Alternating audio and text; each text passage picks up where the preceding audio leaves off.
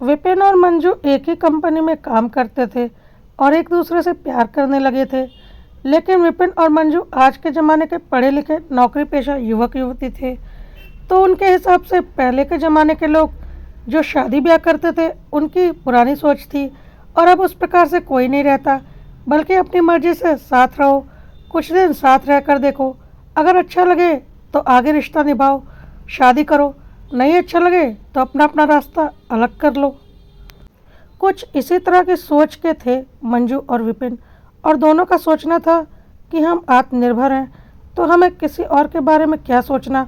इसलिए अपने अपने घर वालों के विरोध के बावजूद भी विपिन और मंजू लिव इन रिलेशनशिप में रहने लगे। बड़े शहरों में लिव इन रिलेशनशिप कोई बहुत बड़ी बात नहीं मानी जाती। एक ही घर में पति पत्नी की तरह बिना शादी किए रहना बड़े शहरों में एक सामान्य सी बात है, और खुद को बहुत ही ज़्यादा पढ़ा लिखा और आत्मनिर्भर समझने वाले लड़के लड़कियों के लिए तो अब यह एक खेल बन चुका है। विपिन तो फिर भी लड़का था, लेकिन मंजू एक लड़की थी और अपने बॉयफ्रेंड के साथ लिव इन रिलेशनशिप में रहने लगी। इसलिए मंजू के घर वालों ने मंजू से सारे रिश्ते तोड़ दिए, क्योंकि वह अभी भी उसी मध्यम वर्गीय परिवार से थे जो शादी विवाह के बाद ही लड़के लड़कियों को साथ स्वीकार करते थे, एक पति पत्नी के रूप में। और उनकी सोच वही थी। भले ही मंजू पढ़ लिख कर बहुत बड़ी कंपनी में जॉब कर रही थी और उसकी सोच मॉडर्न हो गई थी। मंजू का सोचना था आजकल के ज़माने में क्या लड़की क्या लड़का, पर जब कुदरत ने ही लड़की और लड़के को दो अलग अलग तरह के जिस्म और ज़िंदगी दी है तो कितना भी चाह लो फ़र्क तो रहता ही है। और यह कुदरत का फ़र्क है और ईश्वर का फ़र्क है, फिर चाहकर भी जिसे मिटाया नहीं जा सकता। यह एक कड़वा सत्य है जिसे हर लड़के और लड़की को स्वीकार करना ही पड़ेगा। लड़के तो अपनी मर्यादा भूलकर कोई भी कार्य कर लेते हैं और उन पर कोई उंगली नहीं उठाता, पर लड़कियों पर उंगली उठाने से यह समझ कभी भी बाज नहीं आता।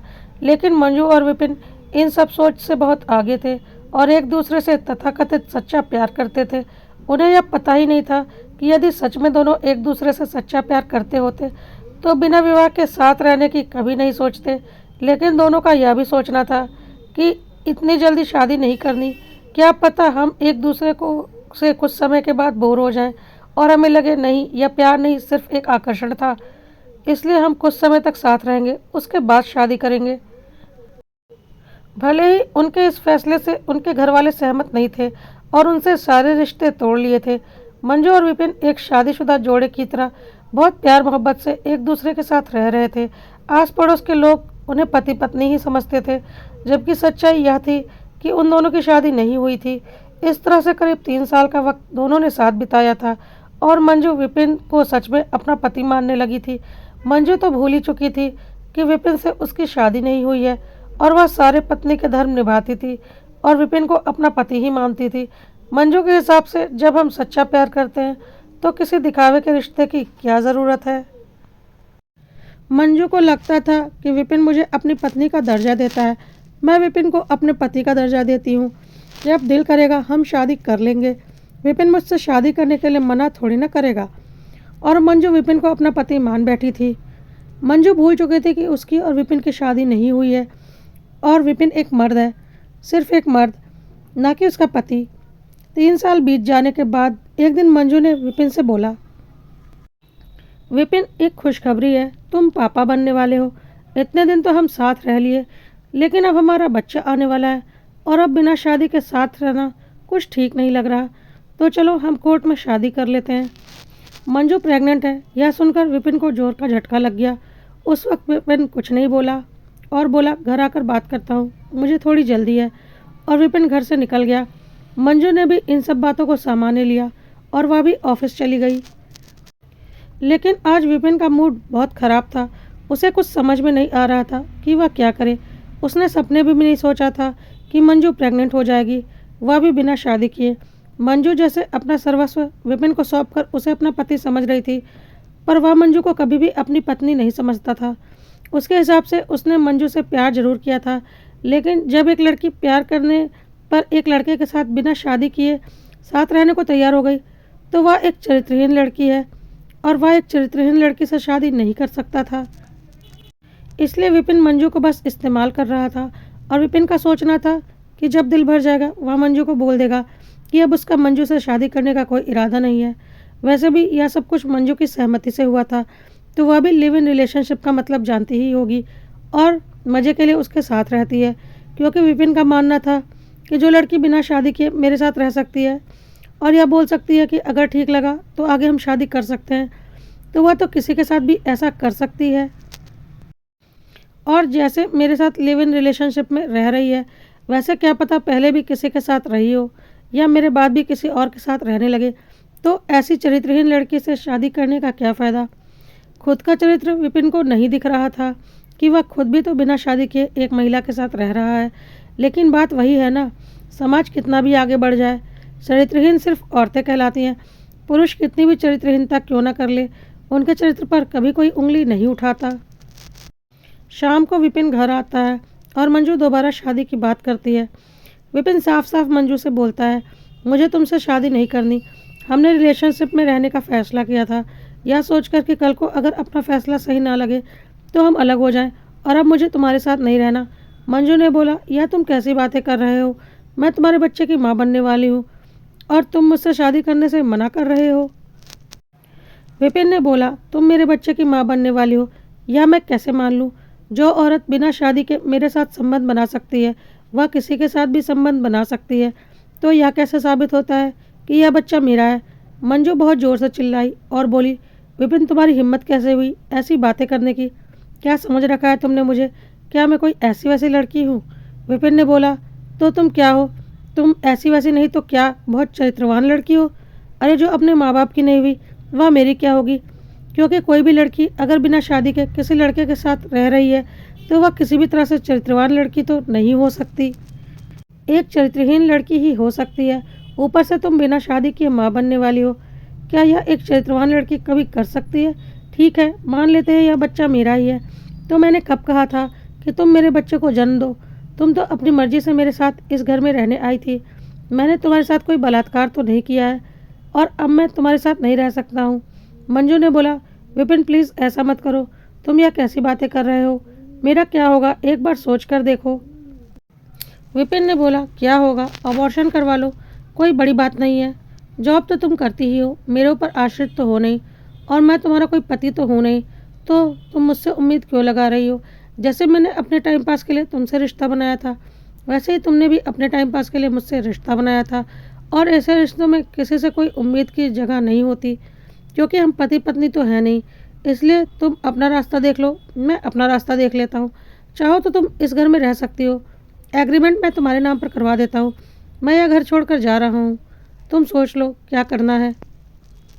कहकर विपिन वहाँ से चला गया और मंजू ने उसे रोकने की कोशिश नहीं की, क्योंकि उसे समझ में आ चुका था कि वह अपने जीवन की बहुत बड़ी गलती कर चुकी है।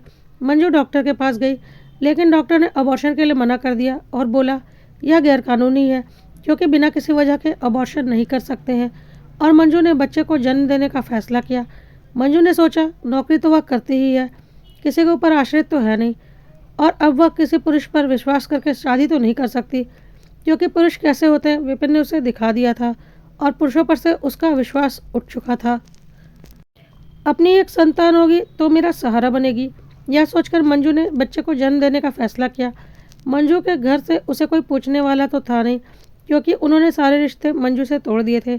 मंजू को अकेले ही सब कुछ देखना था, और मंजू को आज समझ में आ रहा था कि कितनी भी मॉडर्न सोच हो जाए, एक लड़की लड़की ही रहती है और एक लड़का लड़का, और जीवन की ऐसी स्थिति में हमेशा लड़की की किस्मत में ही बदकिस्मती आती है। गलती विपिन और मंजू दोनों की बराबर थी, लेकिन झेलना सिर्फ मंजू को पड़ रहा था। विपिन तो इस रिश्ते को ठोकर मारकर जा चुका था और कुछ दिनों में उसने शादी करके अपना घर भी बसा लिया। उसने अपनी माँ की पसंद की लड़की तानिया से शादी कर ली और एक सुखी पारिवारिक जीवन बिताने लगा। इधर मंजू ने एक बेटे को जन्म दिया। मंजू बड़े शहर में रहती थी, इसलिए पास पड़ोस से तो उसे दिक्कतों का सामना नहीं करना पड़ा, क्योंकि किसी को किसी से उतना मतलब नहीं होता। मंजू नौकरी करती थी, इसलिए उसे किसी आर्थिक दिक्कत का भी सामना नहीं करना पड़ा, लेकिन सामाजिक दिक्कत तो थी ही। एक बिन ब्याही औरत, ऊपर से माँ, हर कोई मंजू को गंदे दृष्टि से देखता था और उसे एक घटिया औरत समझता था। खैर मंजू अब क्या कर सकती थी, उसे पता था गलती उसकी है। मंजू ने एक फुल टाइम मेड रख ली अपने बेटे को पालने के लिए। क्योंकि उसे नौकरी पर भी जाना होता था और धीरे धीरे इसी तरह से दिन गुजर रहे थे। मंजू के मन से सारी खुशी, सारी उम्मीद निकल चुकी थी। बस एक उम्मीद थी कि उसका बेटा बड़ा होकर उसका सहारा बनेगा। लेकिन बिना बाप का एक बेटा, जिसे पैदाइश से लेकर बड़े होने तक हर वक्त समाज के ताने सुनने पड़े, हर वक्त हंसी का पात्र बनना पड़ा, जिसका कोई बाप नहीं था। यह समाज कितनी भी तरक्की कर ले, लेकिन कुछ जगहों पर आज भी यह उसी पुरानी दकियानूस सोच का हिस्सा है जो किसी भी दृष्टि से नहीं मिट सकती। और मंजू के बेटे रेहान के साथ भी यही सब कुछ हो रहा था। रेहान पहले तो छोटा था, उसे ज़्यादा कुछ समझ में नहीं आता था, पर धीरे धीरे रेहान को समझ में आने लगा था कि वह एक नाजायज़ औलाद है। और नाजायज़ औलाद क्या होती है, यह बात भी वह धीरे धीरे समझ गया था। और बहुत ही कष्टपूर्वक उसकी ज़िंदगी बीत रही थी। वह अपनी माँ से बहुत कुछ बोलना चाहता था। जैसे जैसे वह बड़ा हो रहा था, उसकी नफ़रत और घृणा बढ़ती ही जा रही थी। उसने इंजीनियरिंग कर ली थी और अब नौकरी करने लगा था, लेकिन पूरी ज़िंदगी उसने समाज के ताने सुने थे, जो उसके दिल पर गहरा घाव कर गया था। इधर मंजू अब नौकरी करते करते थक चुकी थी और घर में सुकून की ज़िंदगी जीना चाहती थी। और उसका बेटा भी अब सेटल हो चुका था, इसलिए वह सोच रही थी कि रेहान की शादी कर दे। लेकिन एक ऐसे लड़के से शादी करने को कौन तैयार होगा जिसकी माँ का चरित्र दागदार हो और जिस लड़के का कोई पिता ना हो। यह बात मंजू अच्छे से जानती थी। मंजू को विपिन पर बहुत गुस्सा आता था। मंजू ने अब नौकरी छोड़ दी, वह घर पर रहती थी। सेविंग के नाम पर अच्छा खासा पैसा था मंजू के पास, किसी के ऊपर आश्रित नहीं थी मंजू। रेहान भी सेटल था। एक दिन मंजू ने रेहान से बोला, बेटा मैं तुझसे कुछ बोलना चाहती हूँ। रेहान ने बोला, बोलिए क्या बोलना चाहती हैं। रेहान मंजू को कुछ खास पसंद नहीं करता था, क्योंकि काफ़ी कुछ उसके दिल में था जो वह मंजू से बोलना चाहता था, लेकिन बोल नहीं पाता था। जब से रेहान को समझ में आया था और अपने जीवन की सच्चाई पता चली थी, वह अंदर ही अंदर घुट रहा था। मंजू ने बोला, पूरी ज़िंदगी मेरी संघर्ष में बीत गई, लेकिन एक सुख नहीं मिला मुझे जीवन में। और जिस व्यक्ति के कारण मेरी ज़िंदगी संघर्षपूर्ण हुई, वह अपनी ज़िंदगी में मज़े कर रहा है अपने बीवी और बच्चों के साथ। मेरी पूरी ज़िंदगी संघर्षों में बीत गई। अब मैं उस विपिन से बदला लेना चाहती हूँ और चाहती हूँ कि समाज जाने वह कितना नीच और घटिया किस्म का इंसान है और तुम उसकी औलाद हो। मैं चाहती हूँ तुम उसके ऊपर केस करो और उससे अपने हक की संपत्ति मांगो। जिस संपत्ति पर उसके बच्चे कुंडली मारकर बैठे हुए हैं, उस संपत्ति पर तुम्हारा भी बराबर का हक है, क्योंकि तुम उसकी औलाद हो। मैं चाहती हूँ तुम कोर्ट केस करो, उससे अपने पिता का नाम लो और साथ ही उसकी संपत्ति का आधा हिस्सा भी लो, ताकि उसे सबक मिले। रेहान ने बोला, वाह माँ, अपनी ज़िंदगी तो ख़राब कर ही ली, अब मेरी ज़िंदगी भी ख़राब करने पर लगी हो। वैसे भी मेरी ज़िंदगी कौन सी अच्छी थी और अब तुम इसकी और धज्जियाँ उड़ाना चाहती हो। कैसी बातें कर रहे हो रेहान तुम। मैं तो तुम्हें तुम्हारा हक दिलाना चाहती हूँ। मैंने तुम्हारी कौन सी ज़िंदगी ख़राब की है। मैंने तो तुम्हें जन्म दिया है। तुम्हारा पिता तो जन्म से पहले ही तुम्हें छोड़कर भाग गया था। रेहान ने बोला, हाँ आपने मुझे जन्म दिया, लेकिन मजबूरी में, क्योंकि आपको अपनी ज़िंदगी के लिए एक सहारे की ज़रूरत थी, जो कि मैं हूँ। ठीक है, आपने मुझे जन्म दिया, उसका एहसान मैं ज़िंदगी भर मानूंगा कि आपने मुझे जन्म दिया और मुझे पाल पोस कर काबिल बनाया और आज मैं अच्छी नौकरी कर रहा हूँ। इसलिए एक एहसान के तहत मैं जीवन भर आपका ख्याल रखूँगा, लेकिन आपको एक माँ का सम्मान कभी नहीं दे पाऊँगा, क्योंकि आपने मुझे एक बेटे का सम्मान नहीं दिलाया। क्योंकि मैं एक नाजायज़ औलाद हूँ और आज तक मैं समाज से यही सुनता आया हूँ कि मैं एक नाजायज़ औलाद हूँ और इसकी जिम्मेदार आप हैं। क्या मुझे समाज से वह सम्मान मिला जो एक जायज़ औलाद को मिलता है। मंजू ने बोला, इसमें अकेली मैं दोषी कैसे हो गई। रेहान ने बोला, आप अकेली दोषी नहीं हो, लेकिन अगर आप यह सोचती कि मैं एक माँ के रूप में आपकी बहुत इज्जत करता हूँ, तो आप बिल्कुल नहीं। मैं अपने जन्म देने वाली औरत के रूप में और पाल पोस कर बड़ा करने वाली औरत के रूप में आपका एक एहसान मानता हूँ और एक एहसान के रूप में आपका जीवन भर ख्याल रखूँगा, लेकिन आपको एक माँ की इज्जत कभी भी नहीं दूंगा। यह बात बिल्कुल सच है, क्योंकि आप उस इज्जत के लायक नहीं हैं। आपने लिव इन रिलेशनशिप में रहने का फ़ैसला किया, किसी ने ज़बरदस्ती आपसे यह फ़ैसला नहीं करवाया था।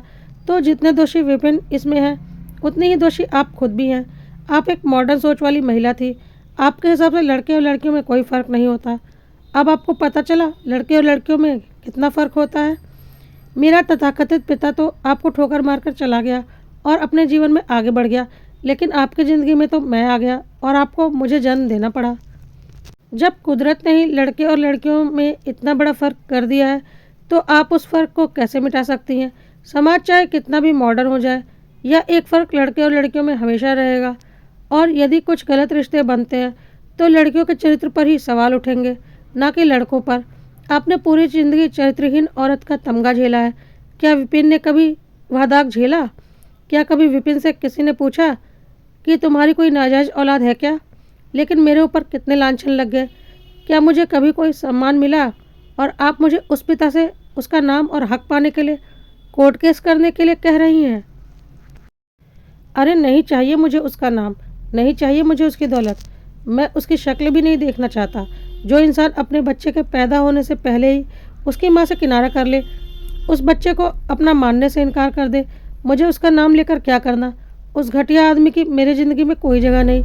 और आपकी वजह से मैंने ज़िंदगी भर नाजायज़ होने का दंश झेला है। और अब आपकी खुशी के लिए मैं दोबारा एक बार कोर्ट कचहरी में अपने नाम की धज्जियाँ उड़वाऊँ? अपने तथाकथित बाप से उसके नाम की भीख मांगूं? मुझे नहीं चाहिए उसका नाम। मैं उस इंसान को अपने आसपास भी बर्दाश्त नहीं कर सकता। एक बार को अगर मैं बलात्कार की भी पैदाइश होता ना, तो मैं आपकी बहुत इज्जत करता, क्योंकि इसमें आपकी कोई गलती नहीं होती। आपके साथ गलत हुआ रहता, जिसकी पैदाइश मैं रहता, और मैं ज़िंदगी भर आपकी पूजा करता, क्योंकि आपने मुझे जन्म दिया था। लेकिन दुर्भाग्य से मैं किसी बलात्कार की पैदाइश नहीं हूँ, बल्कि प्यार की पैदाइश हूँ। एक मतलबी प्यार के, आपके मॉडर्न सोच के। क्या समझ में आ गया आपकी मॉडर्न सोच क्या थी? अब मंजू ने बोला, तुम अपनी माँ के लिए ऐसे शब्दों का इस्तेमाल कैसे कर सकते हो? रेहान ने बोला, आप खुद सोच कर देखिए, मैं क्या गलत बोल रहा हूँ। समाज कितना भी आगे बढ़ जाए, एक औरत का शरीर ही रहेगा।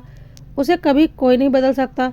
मुझे आपकी कोख में लाने वाला पिता तो किनारे हो गया, कभी किसी ने उससे कोई सवाल नहीं पूछा, लेकिन आपने ज़िंदगी भर सवालों को झेला है। क्या गलत बोल रहा हूँ मैं? जब दो लोगों की गलती बराबर थी तो सज़ा सिर्फ आपको मिली और आपके साथ साथ मुझे मिली, लेकिन वह व्यक्ति तो साफ साफ बच निकला। मैं उस नीच आदमी को अपनी ज़िंदगी में कभी भी बर्दाश्त नहीं कर सकता।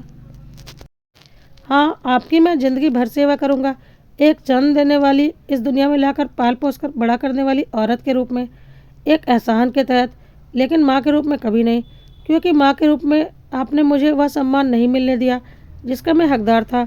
लेकिन आप यह मत सोचिएगा कि मुझे मेरे तथाकथित पिता से कोई लगाव है। उससे भी मैं उतनी ही नफरत करता हूँ जितनी कि आपसे। मंजू के पास रेहान की बातों का कोई जवाब नहीं था।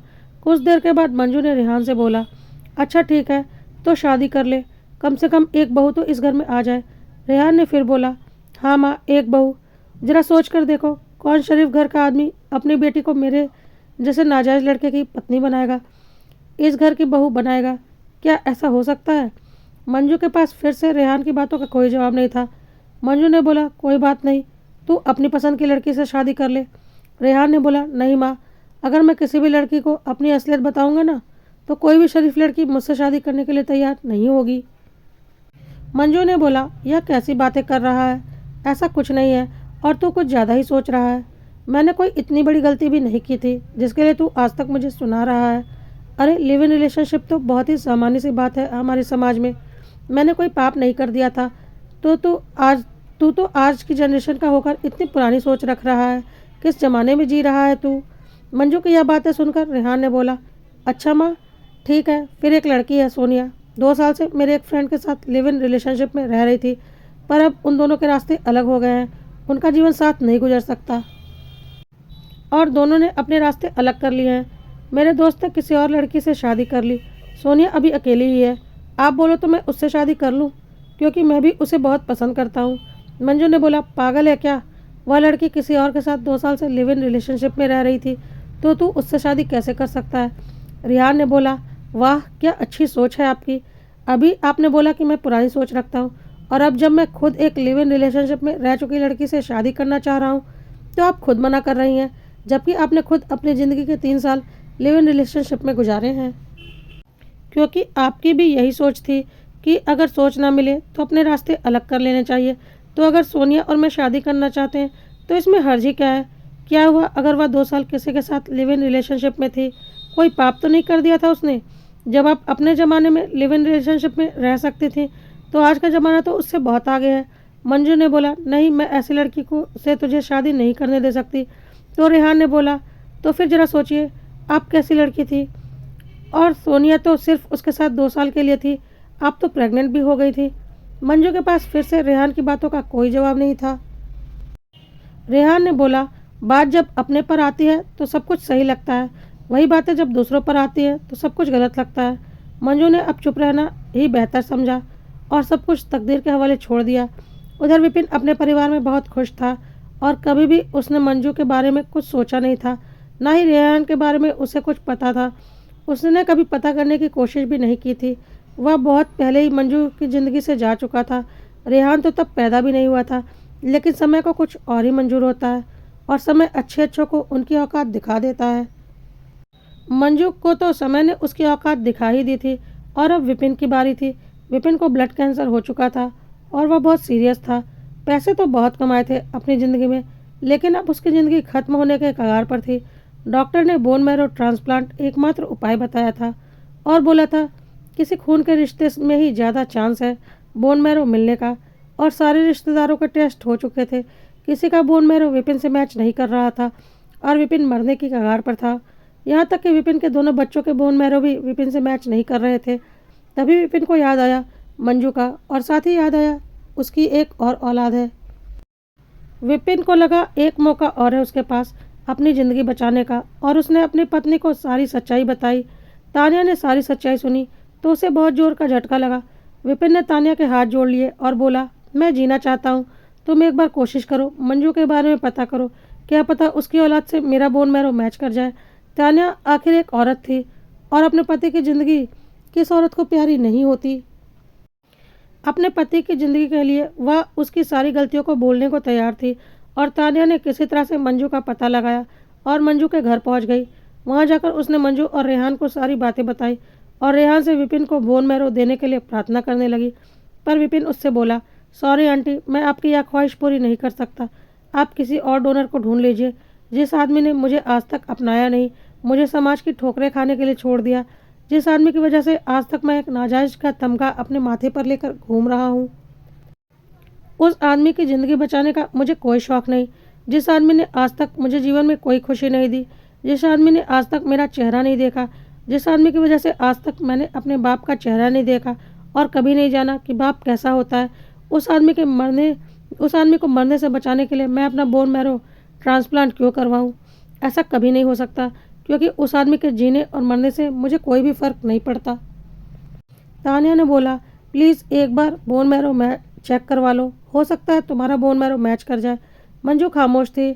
मंजू ने कुछ भी नहीं बोलने का सोच लिया था, क्योंकि उसे पता था वह कुछ भी बोलेगी रेहान उसे उसकी बातों का जवाब देगा और उसके अतीत की गलतियों को दोबारा उसके सामने लाकर रख देगा। क्योंकि रेहान उससे कोई बहुत प्यार तो करता था नहीं, इसलिए उसने सब कुछ रेहान पर ही छोड़ दिया था।